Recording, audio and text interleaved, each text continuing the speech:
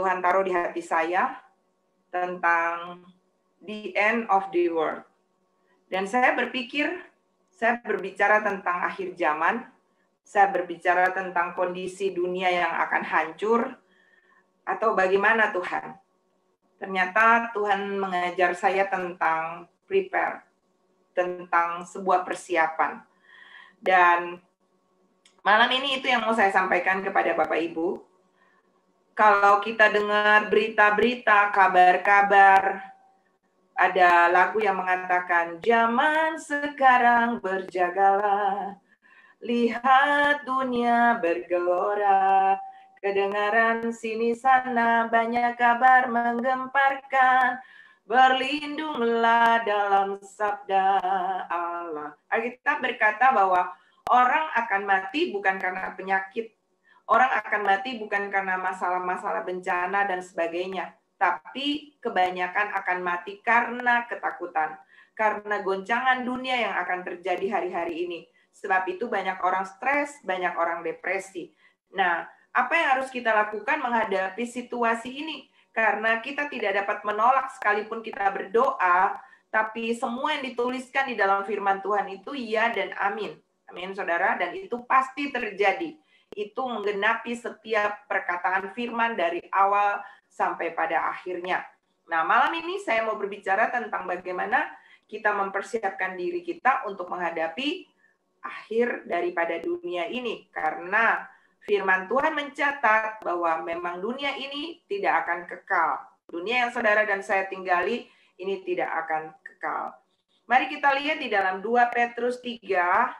Kita baca di dalam 2 Petrus 3. Saya baca untuk Bapak Ibu. Bapak Ibu juga bisa ikut baca sama-sama di sana.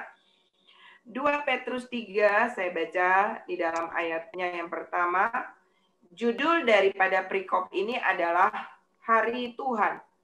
Saudara-saudara yang kekasih, ini sudah surat yang kedua yang kutulis kepadamu. Di dalam kedua surat ini, aku berusaha menghidupkan pengertian yang murni oleh peringatan-peringatan.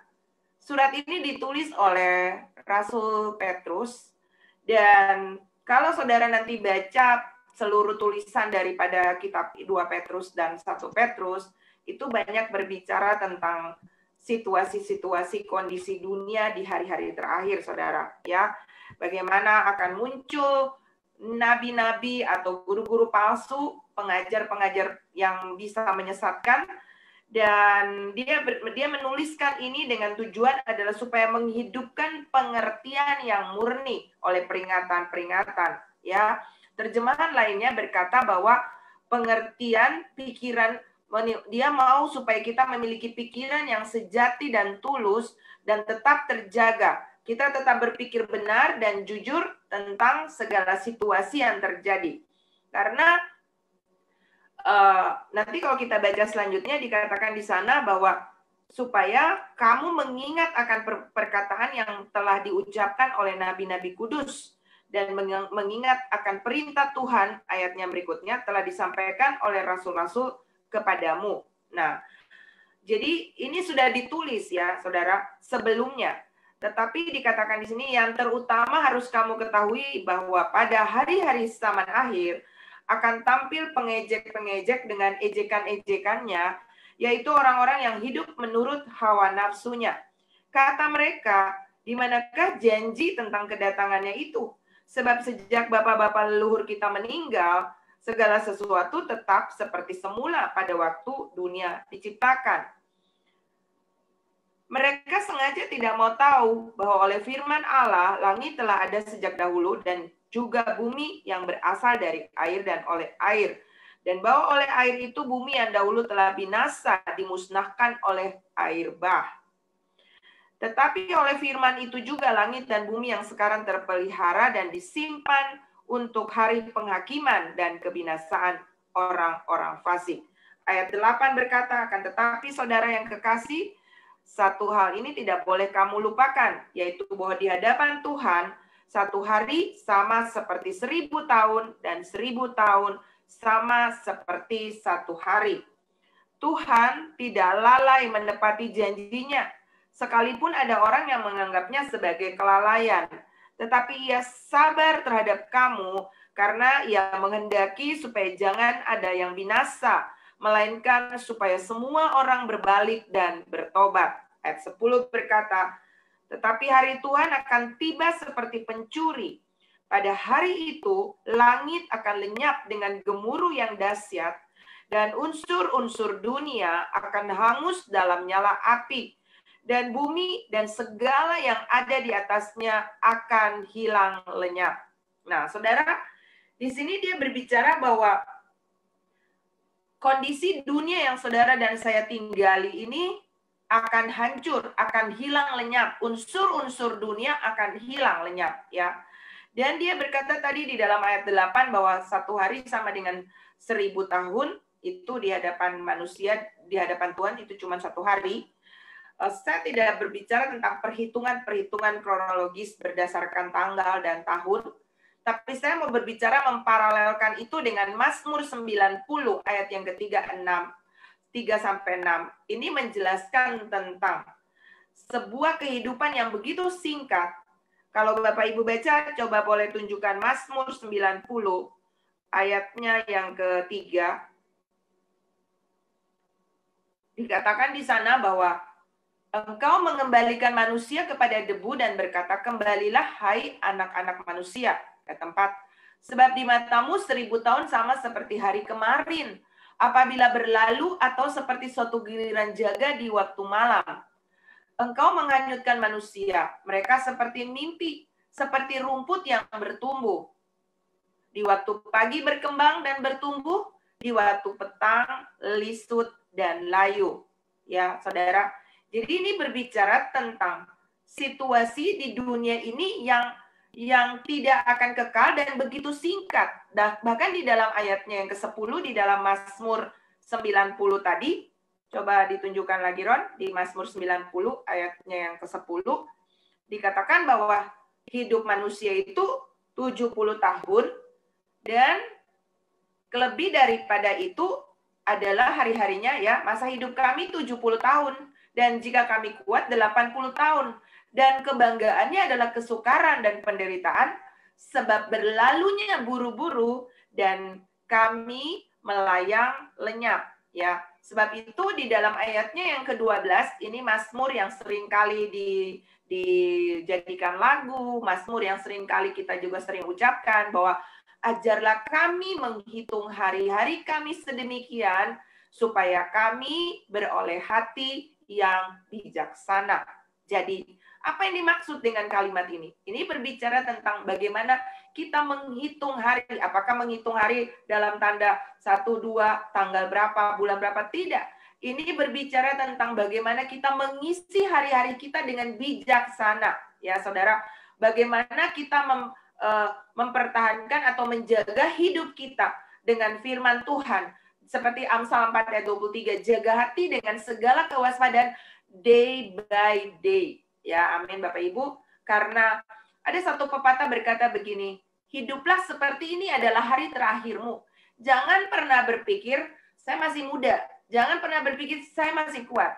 Karena ada begitu banyak orang yang tidak pernah tahu hari-hari terakhirnya yang terjadi dengan tiba-tiba. Kita tidak pernah tahu, saudara. Sebab itu kita harus menjaga hidup kita, menghitung hari-hari kita. Artinya benar-benar mencermati setiap apa yang kita pikir, apa yang kita perkatakan, apa yang kita lakukan. Ingat selalu bahwa semuanya ada dalam catatan atau dalam agendanya Tuhan, dalam buku-bukunya Tuhan. Dan ayat 9 daripada 2 Petrus 3 tadi berkata, Tuhan tidak pernah lalai menepati janjinya. Sekalipun orang bertanya, di mana janji tentang kedatangan Tuhan? Dari zaman dulu orang bilang akan ada kiamat, orang bilang akan ada tanda kedatangan Tuhan dan sebagainya. Tapi sampai sekarang semuanya masih baik-baik saja. Nah, saya mau bilang bagi Bapak Ibu semua bahwa intensitas kondisi tentang firman Tuhan yang dicatat di dalam Matius 24 tentang khotbah pada akhir zaman. Dan malam ini saya tidak berbicara tentang kronologis atau peristiwa-peristiwa di akhir zaman. Tapi saya lebih banyak akan mengarahkan kita untuk mempersiapkan diri. Saya memberikan sebuah ilustrasi. Contohnya ya Bapak Ibu, misalnya kita akan mengikuti sebuah ujian di sekolah. Saya yakin Bapak Ibu guru tidak akan lebih menekankan tentang bagaimana kronologis pada masa ujian itu. Artinya kamu datang jam sekian. Oke, benar seperti itu bisa. Tapi tidak sampai detail-detailnya. Kamu harus duduk dan kamu harus ambil ballpoint, kamu harus ambil buku, nanti guru siapa yang akan piket, dan kamu akan bla bla bla. Enggak akan dibahas sedetail-detailnya. Tapi yang akan dilakukan oleh para guru adalah bagaimana mengajar, memberikan private, dan berbagai hal yang bagaimana supaya melatih murid-muridnya mengisi ilmu pengetahuan sehingga pada waktu ujian maka mereka akan mampu untuk menjawab setiap soal. Jadi yang jadi persoalan dalam ujian itu bukan kepada situasi pada waktu ujian itu terjadi, tapi persiapan dalam menghadapi ujian itu. Itulah sebabnya saya mau mengajarkan karena hari-hari ini begitu banyak pengajaran-pengajaran yang akhirnya membuat gereja bentrok saling menghakimi satu dengan lain. Misalnya, untuk pengangkatan saja ada versi pre-tribulation rapture, ada mid-tribulation rapture, dan ada post-tribulation rapture. Ada pengangkatan di awal penderitaan, kemudian 3,5 tahun berjalan, lalu kemudian pengangkatan terjadi di 3,5 tahun tengah-tengah, lalu akan ada penderitaan lebih besar lagi. Akan ada lagi yang namanya post-tribulation rapture, di mana pengangkatan akan terjadi setelah penganiayaan besar. Dan begitu banyak gereja-gereja dengan berbagai teori-teori, semuanya ada ayat dukungannya. Jadi memakai firman Tuhan, mendukung setiap peristiwa-peristiwa itu tidak salah. Tetapi yang jadi masalah adalah kita terlalu fokus dengan peristiwa-peristiwa. Bahkan sampai hari-hari ini kalau saudara dengar ada banyak isu-isu, ada banyak berita-berita yang kita juga perlu untuk minta hikmat dari Tuhan. Seperti misalnya tentang vaksin COVID-19 ini saudara. Dan itu ada begitu banyak berita yang menyatakan bahwa ini sebuah rekayasa, ini adalah sebuah benar. Semuanya mungkin saja akan menuju ke sana. Karena itu semua sudah dituliskan di dalam firman Tuhan bahwa akan ada muncul antikris dan bagaimana caranya. Itu semua bisa ada di sini. Tetapi jangan sampai ini mengalihkan, mendistraction fokus kita sehingga kita sibuk dengan tanda-tanda. Benar kita perlu tahu tanda-tanda dan Alkitab berkata kita perlu membaca peta zaman. Benar. Tetapi jangan sampai ini menjadi fokus, membuat keributan, membuat kita saling menghakimi, mencuri damai sejahtera kita, dan akhirnya kita kehilangan esensi dari persiapan menyambut kedatangan Tuhan itu. Karena saya membaca di dalam firman Tuhan, justru lebih banyak ditekankan tentang persiapan, bukan berbicara tentang kita perlu tahu memang, tapi jangan sampai fokus ke situ dan akhirnya menimbulkan berbagai penafsiran dan keributan. Ya, akhirnya kita malah sibuk dengan hal-hal yang sebenarnya tidak penting. Jadi apa yang saya mau bilang malam ini, the end of the world itu pasti akan terjadi. Ya, saudara, ayat 10 tadi berkata, bumi ini yang saudara dan saya tinggali ini akan hancur, akan hilang lenyap. Nah, ayat 11 berkata, jadi jika segala sesuatu ini akan hancur secara demikian, maka apa? So what? Apa yang saudara dan saya harus lakukan? Nah, yang pertama, saya mau bilang kepada Bapak Ibu bahwa kalau tempat yang kita akan tinggali di suatu kota atau di satu tempat akan hancur, kita harus tahu dong, apakah kita akan tinggal di sana, mati di sana, ataukah kalau satu tempat disediakan yang terbaik untuk kita. Nah, yang pasti adalah bagaimana kita bisa pindah ke tempat yang baik itu. Dan tahukah Bapak Ibu bahwa Tuhan itu Bapa yang baik? Amin. Dia tidak mendesain saudara untuk binasa dengan bumi ini, tapi saya percaya dia menyediakan suatu tempat yang terbaik bagi Bapak Ibu, saudara dan saya. Haleluya. Dan itu adalah suatu tempat yang nanti di akhir daripada sharing saya akan baca tentang kondisi. Kita akan ngintip ke sana supaya Bapak Ibu dan saya tidak pesimis dengan kondisi dunia yang sedang muncul berita bahwa akan ada tsunami, muncul berita bahwa akan ada bencana-bencana. Kita tidak bisa menolak itu semua. Kita bisa berdoa supaya Tuhan melindungi kita di masa-masa ini. Tetapi yang penting adalah kalau itu terjadi dan kita tahu bahwa hidup ini cuma sementara, kita di dunia ini hanya musafir kelana. Saudara mencari kesembuhan, tidak salah. Saudara mencari diberkati, jalan keluar, hutang dilunasi, tidak salah. Tetapi pada akhir dari semua ini, maka kita akan tahu endingnya adalah bahwa dunia yang saudara dan saya tinggali ini akan kita tinggalkan. So, jadi kita lebih pentingkan adalah setelah kita berakhir di sini, kita harus tahu kemana kita akan pergi. Amin, amin Bapak Ibu. Nah, kalau kita tahu kita akan pergi, maka tempat di mana kita tahu itu pergi, kita harus tahu tempat itu punya siapa. Apakah saya bisa diberikan kesempatan untuk tinggal di sana atau tidak? Nah, Bapak Ibu, waktu bumi dan yang sekarang kita tinggal ini dulu sebelumnya dimusnahkan oleh air bah. Ya, bumi ini yang bumi yang pernah ada dulu, bumi purba, itu adalah dimusnahkan oleh air bah. Dan Alkitab mencatat bahwa sebelum bumi itu dimusnahkan, Tuhan memilih seorang yang bernama Nuh. Bapak Ibu tahu kisahnya, dia disuruh membuat bahtera sesuai dengan ukurannya Tuhan.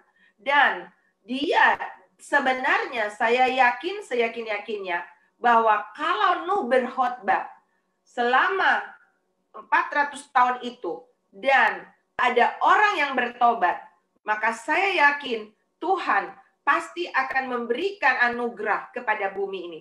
Tapi yang terjadi adalah tidak ada satupun daripada manusia di muka bumi yang bertobat.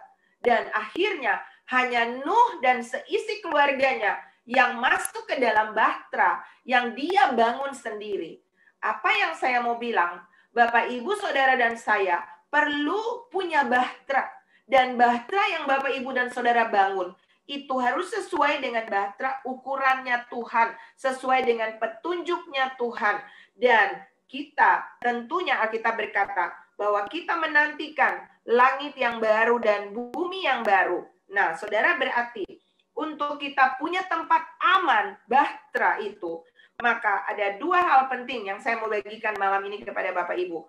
Bahwa yang pertama, Bapak Ibu untuk bisa punya tempat aman itu, kita akan pindah sesuai dengan firman Tuhan tadi. Kita kembali di dalam 2 Petrus tadi.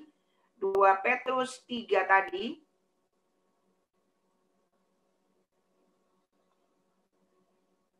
Dikatakan di sana, jadi jika segala sesuatu ini akan hancur secara demikian, betapa suci dan salehnya kamu harus hidup, yaitu kamu yang menanti dan mempercepat kedatangan hari Allah. Kita berkata, pada hari itu langit akan binasa dalam api, dan unsur-unsur dunia akan hancur karena nyalanya. Tetapi sesuai dengan janjinya, kita menantikan langit yang baru dan bumi yang baru, di mana terdapat kebenaran.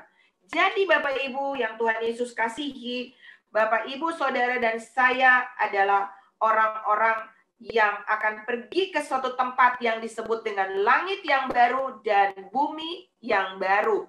Nah, untuk pergi ke sana, otomatis kita perlu mengenal yang punya tempat itu. Kita perlu berjalan dengan dia. Kita perlu hidup dalam hubungan yang intim dengan dia.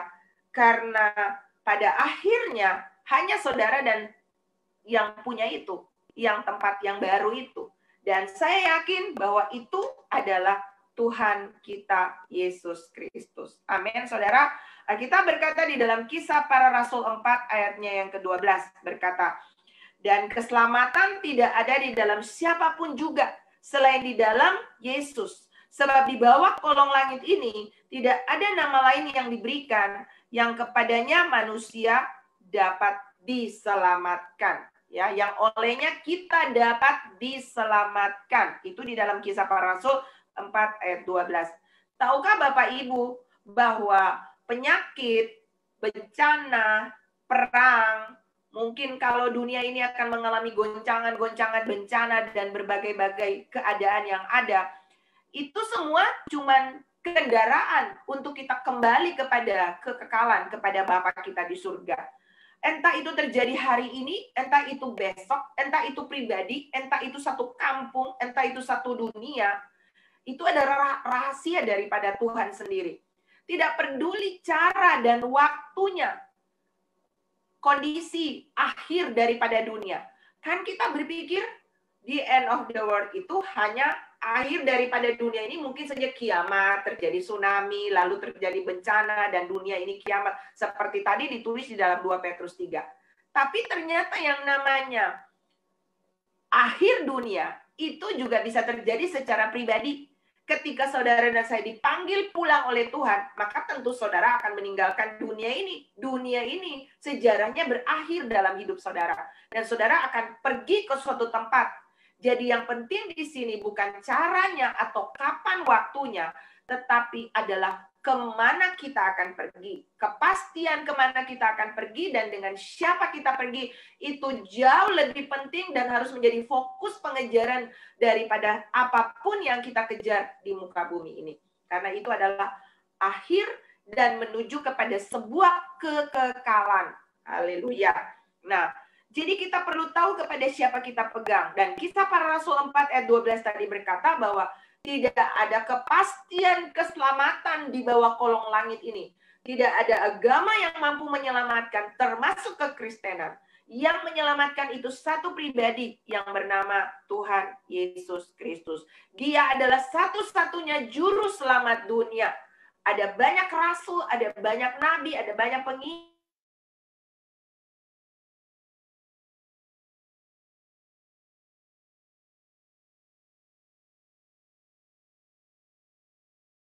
sendiri yang berkata, dia sendiri berani berkata,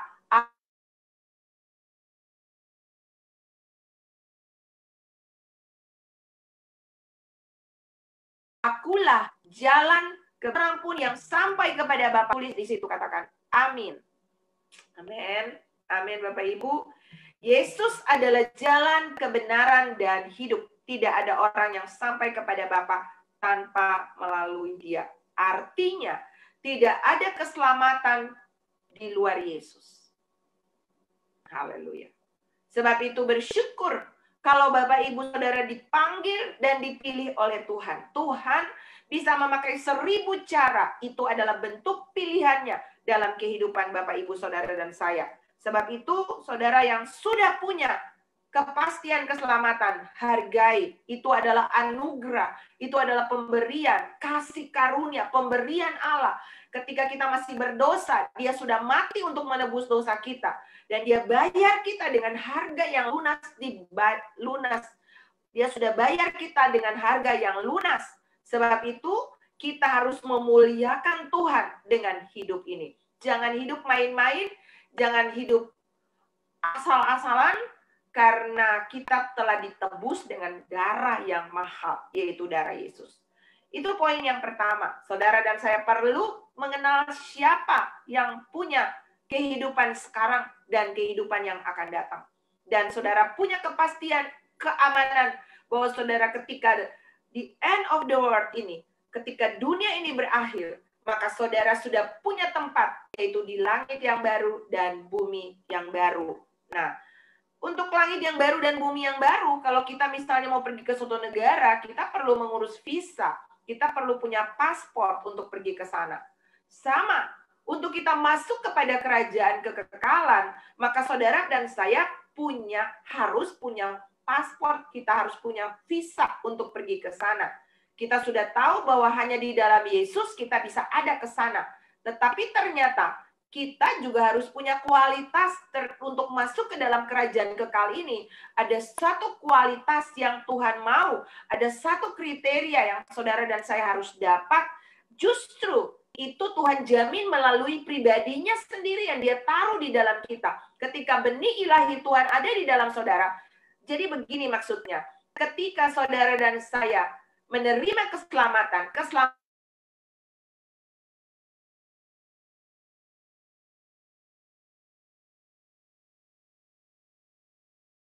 itu anugerah yang saudara kan bersama dengan Tuhan, maka setiap kita membuktikan keselamatan kita sudah dapat di dalam Yesus adalah buah.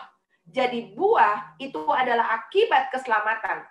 Jadi ketika kita bilang kita sudah selamat, maka kita harus punya buah kebenaran yang harus tampil dari kehidupan saudara dan saya. Kita bukan berbuat baik, kita bukan berbuat benar supaya kita selamat. Amin. Tetapi justru ketika kita sudah diselamatkan, maka lahirlah buah roh atau buah kebenaran. Itu bukti bahwa kita sudah lahir dari Allah. Dan setiap orang yang lahir dari Allah pasti tidak akan berbuat dosa lagi. Kita sedang ada dalam proses. Mungkin saudara pikir bagaimana kita tidak bisa berbuat dosa? Bisa, tetapi otomatis ada sebuah alarm yang lahir untuk kita sadar bahwa kita tidak boleh keluar daripada jalur yang Tuhan mau. Kualitas yang perlu saudara dan saya miliki untuk kita pindah ke langit yang baru dan bumi yang baru. Ketika kita terus mau berjalan bersama dengan Tuhan, maka yang pertama adalah di dalam ayat tadi, di dalam 2 Petrus 3 ayat 11 tadi berkata, jadi jika segala sesuatu akan hancur secara demikian, betapa suci dan salehnya kamu harus hidup. Ya. Jadi poin yang pertama, kualitas yang pertama adalah kesucian, kesalehan hidup. Dengan satu kata saya sebut punya nilai kebenaran. Ya, kenapa? Karena di dalam ayatnya yang ke-13 berkata, ayat 12 tadi, coba Ron lanjut ayat 12 maju ke ayat 13, dikatakan unsur-unsur dunia akan hancur, ya kan? Akan binasa dalam api dan unsur dunia akan hancur karena nyalanya. Ayat yang 13 berkata, tetapi sesuai dengan janjinya, kita menanti langit yang baru dan bumi yang baru di mana terdapat kebenaran. Berapa banyak saudara yang percaya Tuhan kita adalah Tuhan yang tidak pernah bohong. Haleluya. Tuhan kita adalah Tuhan yang selalu menepati janjinya. Amin. Janjinya ya dan amin. Kita bisa berlindung di dalam janji Tuhan. Janji Tuhan itu teruji, sangat murni. Dan saudara dan saya bisa berpegang kepada janji Tuhan. Nah, ternyata kualitas untuk hidup di dalam langit yang baru dan bumi yang baru itu adalah kebenaran. Karena di sana, atmosfer yang ada di sana, orang-orang yang masuk ke sana, bahkan Tuhan sang kebenaran itu sendiri yang punya itu adalah Tuhan yang disebut tadi, jalan kebenaran dan hidup. Jadi saudara dan saya yang mau ada bersama dengan dia, kita harus punya kualitas ini, yaitu terdapat kebenaran pada kita. Haleluya. Ayat 14 berkata, sebab itu kita yang menantikan dan mempercepat kedatangan hari Tuhan, kita harus berusaha. Sebab itu saudara yang kekasih, sambil menantikan semuanya itu, maksudnya menantikan apa? Menantikan kedatangan Tuhan, Alkitab bilang begini, kamu harus, udah kata harus, dikasih tambah lagi kata berusaha. Jadi harus berusaha, ya, supaya apa? Kamu kedapatan tak bercacat dan tak bernoda di hadapannya dalam perdamaian dengan Dia. Kita berkata, kalau hari ini Tuhan belum datang, hari ini saudara masih hidup, itu karena ayat 15 berkata bahwa ini sebuah kesempatan, ya. Kesempatan ini adalah waktu, coba tunjukkan ayatnya yang ke-15 berkata bahwa ini adalah sebuah kesempatan. Anggaplah sebagai kesabaran Tuhan ini sebagai kesempatan bagimu untuk beroleh selamat. Ya, amin saudara. Supaya kita tidak main-main dengan kesempatan hidup ini. Saudara, masalah tambah banyak. Ada begitu banyak orang yang punya pergumulan. Ya, banyak yang sakit, banyak yang masalah dengan hutang piutang, ada yang masalah dengan keluarga. Banyak masalah, saudara. Tapi jangan biarkan masalah itu mendistraction kita sehingga akhirnya masalah kan saya pernah khotbah beberapa hari lalu. Masalah itu bisa menimbulkan dua hal. Kita semakin dekat dengan Tuhan atau kita mengalami degradasi iman, penurunan dalam iman kepada Tuhan. Padahal Alkitab berkata, kalau nanti Bapak Ibu baca di dalam ayatnya yang ke-18, kita harus bertumbuh di dalam kasih karunia. Ingat tadi saya bilang, keselamatan itu kasih karunia. Pemberian Tuhan cuma-cuma ketika kita masih ada dalam dosa, dia sudah mati untuk menebus dosa kita. Nah, kasih karunia itu sesuatu yang sangat mahal, berkualitas, yang saudara dan saya harus jaga. Dan Tuhan bukan cuma mau saudara dan saya pegang, dapat, dan pertahankan itu saja. Tapi kita harus bertumbuh. Kita harus punya pertumbuhan di dalam kasih karunia itu. Jadi yang pertama, saudara harus punya kebenaran. Lalu yang kedua, saudara harus bertumbuh di dalam kasih karunia, di dalam kebenaran yang Tuhan sudah berikan kepada setiap kita. Ya, coba kita lihat di dalam, kalau kita mau tahu bahwa bagaimana orang-orang yang ada, yang punya kebenaran itu, kita lihat di dalam Wahyu 21, dikatakan bahwa orang-orang ini yang punya kualitas ini, orang-orang yang punya karakter ini tidak akan bisa ada di sana, di tempat yang baru itu. Coba tunjukkan Wahyu 21 ayatnya yang ke-8. Ini berbicara tentang keadaan di langit yang baru dan bumi yang baru itu, saudara. Coba tunjukkan. Tetapi ayat sebelumnya, boleh ditunjukkan ayat sebelumnya.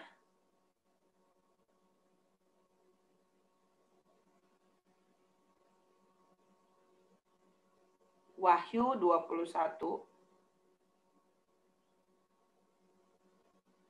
Ya. Ini judul adalah langit yang baru dan bumi yang baru, saudara. Ya. Ayat yang ke-8 berkata, tetapi orang-orang penakut, orang-orang yang tidak percaya, orang-orang keji, orang-orang pembunuh, orang-orang sundal, tukang-tukang sihir, penyembah-penyembah berhala, dan semua pendusta, mereka akan mendapat bagian mereka di dalam lautan yang bernyala-nyala oleh api dan belerang. Inilah kematian yang kedua. Saudara lihat lagi di dalam ayatnya yang ke-27, dikatakan di sana, tetapi tidak akan masuk ke dalamnya. Ke dalam apa? Ke dalam kota Yerusalem baru ini. Tidak akan masuk ke dalam sesuatu yang najis atau orang yang melakukan kekejian atau dusta, tetapi hanya mereka yang namanya tertulis di dalam kitab kehidupan anak domba itu. Saudara, kita perlu menjadi orang-orang yang punya kualitas kebenaran ini. Kita perlu punya kriteria ini, saudara, ya, nilai-nilai ini perlu ada di dalam kehidupan kita. Dan kalau kita memiliki yang tadi di dalam ayatnya yang ke-8 dan ayat yang ke-27, kita perlu berubah untuk dituntun oleh pimpinan Roh Kudus, ya. Dan kita perlu bertumbuh di dalam kasih karunia dan dalam pengenalan akan Tuhan Yesus. Kita lihat di dalam 2 Petrus 1 ayatnya yang ke 2 Petrus 1 ayatnya yang ke-5. Judulnya daripada bacaan ini adalah panggilan dan pilihan Allah. Alkitab berkata banyak yang terpanggil tapi sedikit yang terpilih. Kalau saudara dan saya dipanggil dan dipilih, suatu anugerah terbesar.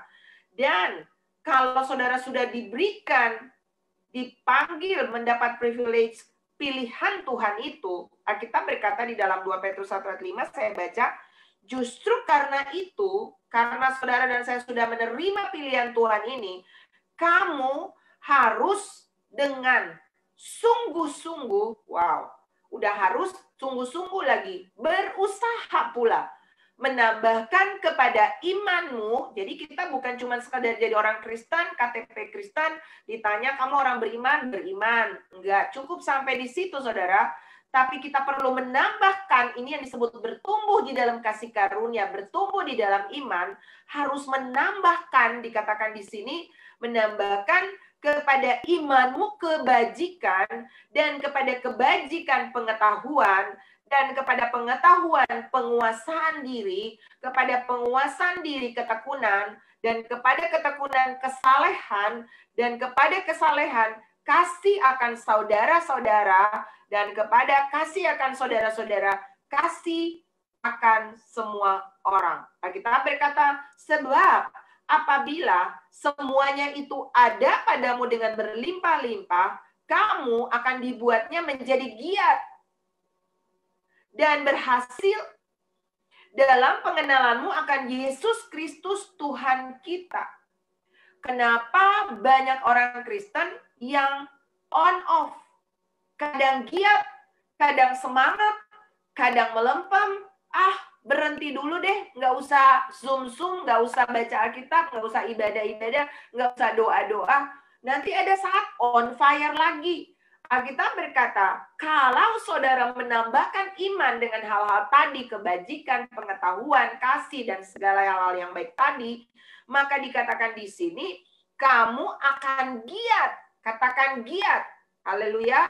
Dan akan berhasil untuk memiliki pengenalan akan Yesus Kristus. Haleluya, saudara.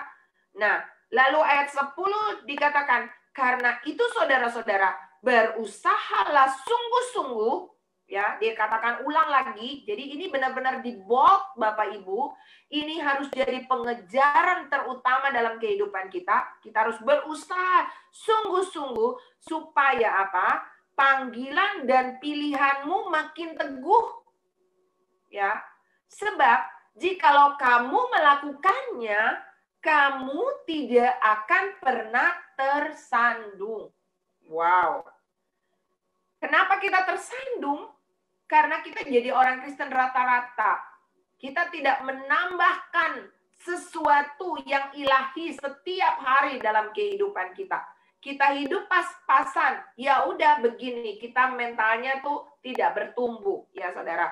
Nah, ayat 11 berkata bukan cuma tidak tersandung, tetapi ini yang luar biasa, saudara mendapat yang tadi saya bilang, saudara punya visa yang bisa membawa saudara masuk ke dalam kerajaan kekal. Ayat 11 berkata, dengan demikian kamu akan dikaruniakan hak penuh. Katakan hak penuh. Tulis di situ, hak penuh. Wow. Untuk apa Bapak Ibu? Memasuki kerajaan kekal, yaitu kerajaan Tuhan dan juru selamat kita, Yesus Kristus. Kalau ada orang ditanya hari ini, kamu yakin kamu mati, kamu masuk surga enggak? Ada yang bilang, wallahu alam, insya Allah, mudah-mudahan, moga-moga. Saya mau kasih tahu Bapak Ibu, yang namanya pergi ke surga, tinggal bersama dengan Tuhan, hidup dalam kekekalan, itu tidak ada mudah-mudahan, moga-moga, tidak ada. Yang sesuatu saudara dan saya harus yakin adalah sebuah kepastian, punya hak penuh, ya, yang saudara bisa pegang bahwa saudara akan masuk di dalam kerajaan kekal itu. So, kalau dunia ini berakhir, bukan lagi masalah. Itu tidak akan membuat saudara lagi ketakutan. Saudara akan menjadi orang yang, ya sudah, saya sudah punya hak penuh untuk pindah ke suatu tempat yang baru. Tapi bukan berarti kita jadi hidup semau-maunya. Ya udah kan nanti mau ada langit baru dan bumi yang baru. Enggak. Justru saudara harus punya kualitas untuk pindah ke sana itu. Jadi sesuatu yang harus disiapkan, dipersiapkan, harus diusahakan dengan sungguh-sungguh. Kekuatan saudara dan saya terbatas. Tetapi kalau saudara andalkan Roh Kudus, hidup intim dengan Dia, ketika saudara berasosiasi dengan Tuhan, maka Roh Kudus akan menolong saudara, memampukan saudara, sehingga Anda dan saya punya hak penuh untuk masuk ke dalam kerajaan kekal. Haleluya. Amin, saudara. Jadi yang pertama tadi apa? Kualitasnya kebenaran.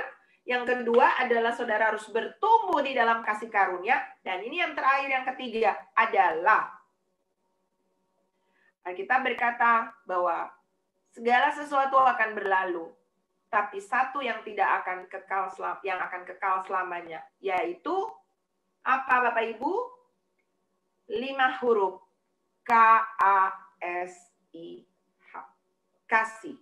Dan Allah kita itu adalah kasih. 1 Korintus 13 ayat 8 berkata, kasih tidak berkesudahan. Bahasa roh akan berhenti, nubuat akan berakhir, pengetahuan akan lenyap. Ada banyak orang kejar karunia-karunia, dan dia kehilangan hal yang paling esensi, yaitu kasih. Dan Alkitab berkata bahwa ketika pengetahuan kita yang tidak lengkap ini, nubuat kita yang tidak sempurna ini, ketika yang sempurna itu datang di dalam ayatnya yang ke-10, pengetahuan tidak lengkap, nubuat tidak sempurna, bisa ada salahnya, saudara, ya kan? Tetapi ayat yang ke-10 berkata ketika yang sempurna itu tiba, siapa yang sempurna? Yang sempurna itu adalah kasih, yang sempurna itu adalah Tuhan sendiri. Berkata, maka yang semua itu akan hilang lenyap. Lalu ayat 13 berkata, pada akhirnya ada tinggal ketiga hal ini, yaitu apa? Iman, pengharapan, dan kasih. Ayat 13. Demikianlah tinggal ketiga hal ini, yaitu iman, pengharapan, dan kasih. Dan yang paling besar di antaranya ialah kasih. Alkitab berkata bahwa tidak ada yang bisa melawan yang namanya kasih. Dan Tuhan berkata bahwa kalau kita bilang kita mengasihi Tuhan, maka kita harus menuruti perintah-perintahnya. Dan perintah-perintah Tuhan itu tidak berat. Kalau dia ada di dalam saudara dan saya, maka ketaatan kita itu bukan sesuatu yang perlu dipaksa-paksa, disuruh-suruh, diancam-ancam. Tapi itu merupakan sesuatu yang merupakan naturalnya kita. Karena apa? Benih ilahi ada di dalam saudara dan saya. Dan Alkitab berkata hukum yang terutama dikatakan, kasihilah Tuhan Allahmu dengan segenap hatimu. Dan kasihilah sesamamu seperti dirimu sendiri. Pada kedua hukum inilah, 1 Yohanes 4 ayat 10 berkata, pada kedua hukum inilah tergantung seluruh hukum Taurat dan kitab para nabi. Jadi saudara dan saya adalah orang-orang yang bukan cuma menerima, mendapatkan kasih dari Tuhan. Tapi saudara dan saya harus berbagi dengan orang-orang. Dunia yang ada di sekeliling kita sedang krisis kasih, penuh dengan berbagai masalah.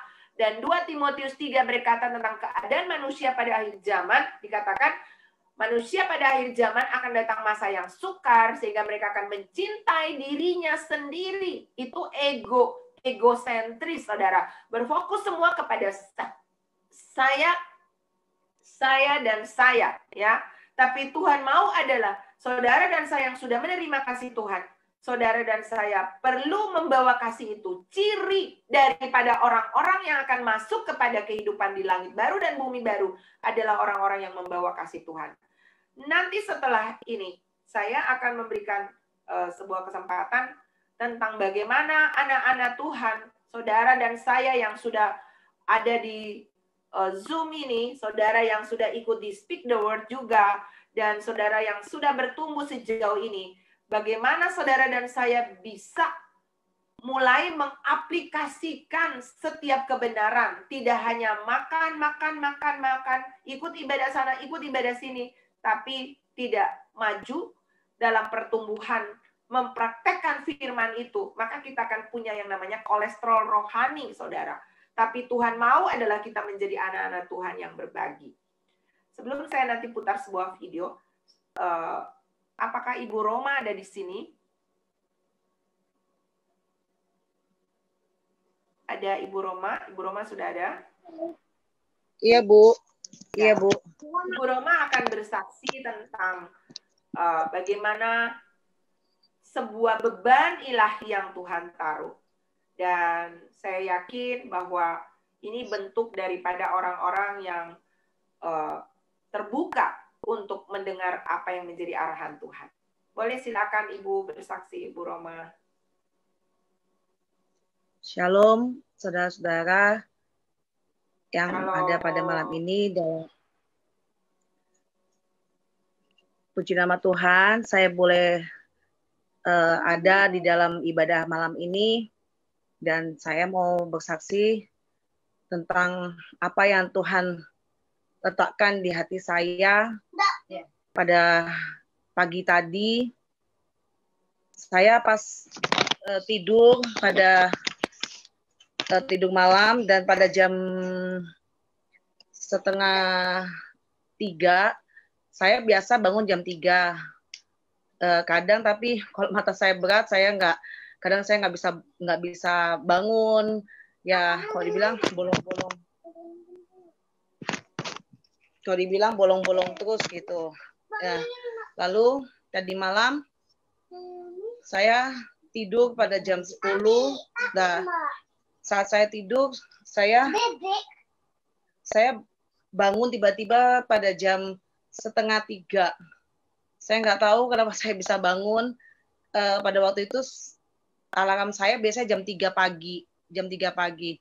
Lalu saya bangun, saya duduk, terus tiba-tiba Tuhan suruh saya doa. Nah, lalu Tuhan suruh saya bangun doa. Lalu saya pergi ke kamar mandi, saya cuci muka jam 2:30 itu. Lalu saya pujian penyembahan.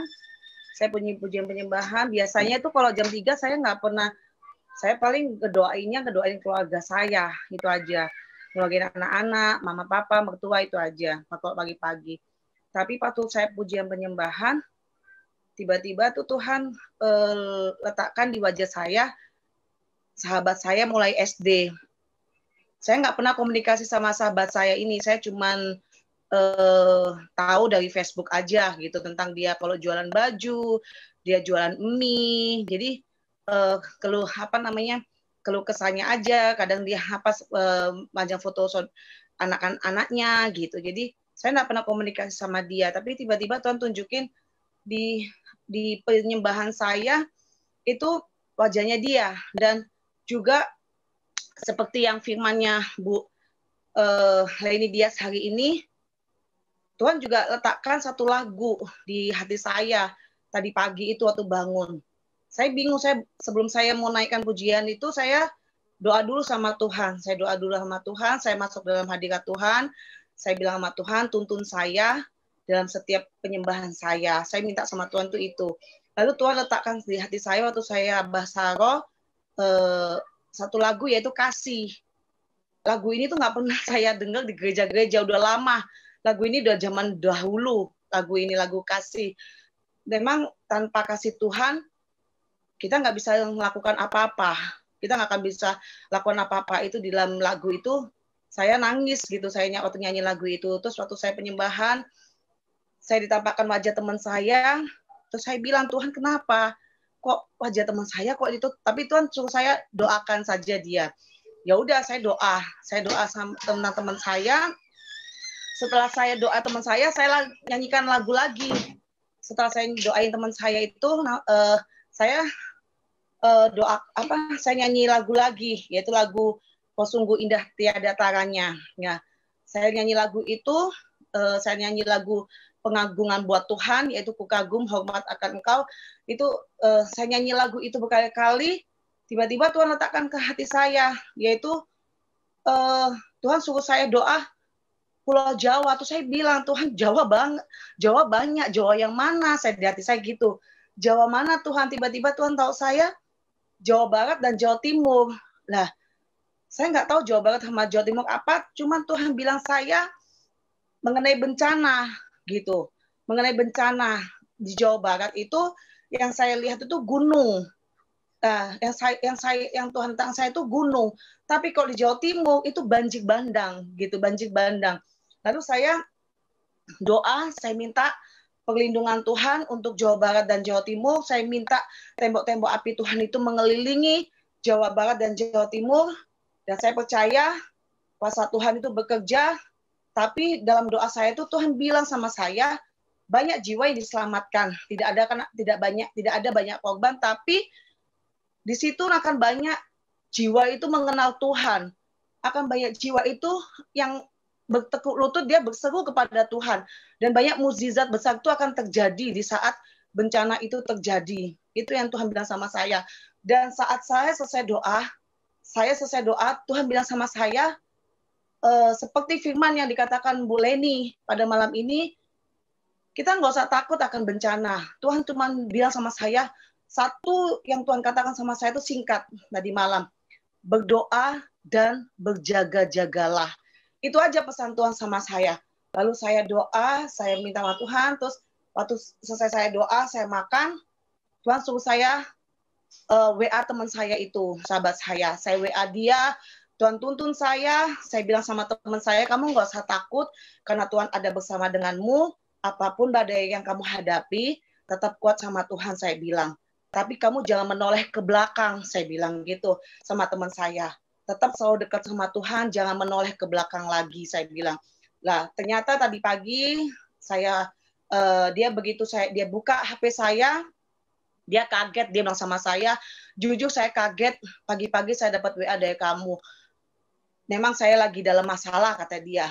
Dia lagi ribut sama suaminya kemarin, terus dia dalam kesusahan keuangan, jatuh bangkit, dia nggak tahu harus gimana, dia harus apa yang dia lakukan, dia udah capek katanya, dia udah istilahnya capek, tapi Tuhan tuh dahsyat, Tuhan istilahnya dia udah hampir nyerah gitu loh. Memang suaminya dia belum mengenal Tuhan. Suaminya dibilang agama Buddha, tapi dia tidak pernah sembahyang juga. Dia nggak pernah juga, saya nggak pernah beribadah dengan Tuhan. Lalu suami saya bilang, teman saya bilang, sahabat saya kaget kok Tuhan pakai melalui kamu. Memang saya ada masalah, saya nggak ngerti, saya udah putus asa. Saya kira hidup saya itu sendirian, dia bilang gitu. Lalu saya bilang, saya juga nggak tahu wajahmu tuh ada di dalam doa saya bilang itu. Lalu ya saya menguatkan dia, dan saya janji sama dia, karena dia tadi mau lagi jualan mie, dia bilang, nanti malam aja kamu telepon aku ya, kamu doain saya, kamu kuatin saya. Saya bilang, iya, nanti kita pujian penyembahan sama-sama, saya doakan kamu. Itu suatu beban bagi saya, tapi saya mau taat pada Tuhan, apa yang Tuhan katakan, yang Tuhan perintahkan untuk saya menyelamatkan jiwa sahabat saya, dan saya berdoa bagi Jawa Timur dan Jawa Barat ada dalam perlindungan Tuhan. Kita semua tetap berdoa dan berjaga-jaga, jangan pernah takut akan bencana apapun yang melanda hidup kita semuanya. Itu satu pesan Tuhan, berdoa dan berjaga-jagalah.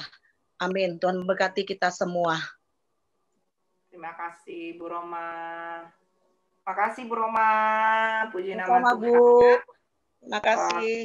Ya, makasih Bu. Jadi saya juga tadi pagi mendapat jadi ketika saya mempersiapkan khotbah ini, saudara, saya minta Tuhan, ada nggak ya testimoni tentang orang-orang yang punya pertumbuhan di dalam kasih karunia ini. Dan tadi pagi saya juga mendapat sebuah WA dari teman kita, Ibu Vera. Cuman malam ini dia nggak bisa hadir karena dia lagi kerja di Bu Vera ini di UK. Dia punya kesaksian, saudara. Saya baca ya. Dia bilang, Ibu baca aja, saya baca. Dia mau bersaksi. Tadi siang, pas lagi jam makan siang, tiba-tiba saya ingin menelpon seorang teman saya dari gereja di Inggris. Ternyata dia lagi ada di rumah sakit karena ada masalah dengan prostatnya. Dari suaranya terdengar sedang bersedih dan dia minta saya untuk mendoakannya. Lalu tanpa berpikir panjang lagi, saya mendoakan dia dan meminta untuk memegang prostat tersebut dan mengikuti ucapan yang saya doakan tersebut. Setelah saya doakan, dari suaranya dapat terdengar dia telah tenang dan berbeda dari sebelum saya doakan. Kemudian saya melanjutkan makan siang dan baru teringat bahwa ada beberapa staf di ruangan tersebut, tapi saya sudah tidak merasa malu, ya. Ada seorang kolega saya baru nyadar bahwa saya seorang Kristen karena dia menanyakan beberapa hal. Tadi ketika saya sampai rumah sehabis kerja, saya menelpon dia kembali. Dari awal ucapan dari bibirnya itu adalah praise the Lord. Karena urinnya bersih dan kateternya udah lepas. Dan dia sudah keluar dari rumah sakit tadi. Saya bilang sama dia, Tuhan itu dahsyat. Berdoa dan memuji Tuhan setiap waktu. Banyak orang Inggris maunya instan. Tapi saya ajarin supaya baca firman Tuhan 1 ayat minimal tiap hari. Saya bilang mulai dari kitab Mazmur, Ya, jadi ini orang speak the word mulai ajak orang untuk untuk pakai sistem speak the word ya, hafal ayat tiap hari dan ikut aja di grup speak the word. Puji Tuhan, saya bersyukur selama ikut di online di grup ini, Tuhan sudah ubahkan hidup saya luar biasa. Ya, itu kesaksian dari Ibu Vera ya. Jadi dia dari kesibukannya, dia tetap berpikir untuk bagaimana menolong orang. Saudara, mari kita lihat sebuah video ini sebelum nanti saya akhiri. Sebuah video tentang kondisi yang ada di sekeliling kita yang sedang mengalami banyak hati-hati yang hancur dengan masalah, dengan situasi. Tapi kita yang sudah menerima kasih Tuhan, apa yang harus kita kerjakan? Mari kita lihat video ini.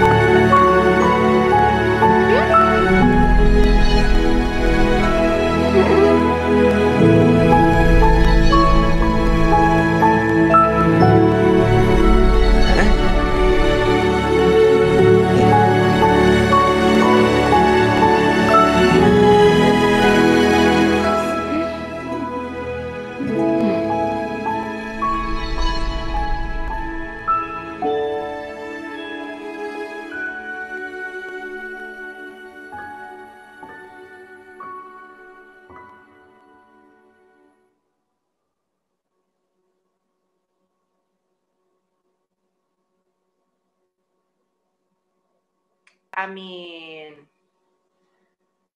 Puji nama Tuhan, saudara. Tuhan mau bahwa dia memberikan di Yeskel 11 ayat 19-20 berkata, Aku akan memberikan mereka hati yang lain dan roh yang baru di dalam batin mereka.